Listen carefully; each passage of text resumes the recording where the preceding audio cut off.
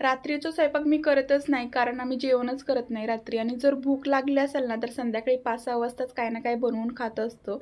तर आज ना मला चपाती आणि आमरस खायची खूप जास्त क्रेविंग झाली होती आणि मग मी ह्यांना विचारले की तुम्ही जेवण करणार का नाही, चपाती किती खाणार ती मला सांगा, कारण किचनमध्ये एवढं जास्त गरम होतं ना आणि मी तेवढ्याच चपात्या केल्या होत्या.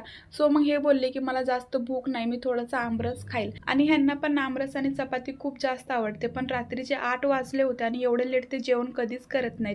तरी पण मी 1 ते 2 एक्स्ट्रा चपाती केली होती आणि त्यांना मी खायला लावली आणि मग ह्यांनी पण 1 चपाती आणि आमरस खाल्लं, कारण आमरस खूप टेस्टी झालं होतं. आणि ह्याची रेसिपी ना मी कालच अपलोड केली मिनी ब्लॉगमध्ये. जर तुम्हाला बघायचं असेल तर चॅनलवर जाऊन नक्की बघा. तसं तर पुरी आणि आमरसचं कॉम्बिनेशन खूप चांगलं आहे बरं का, पण मला चपाती सोबतच आवडतं.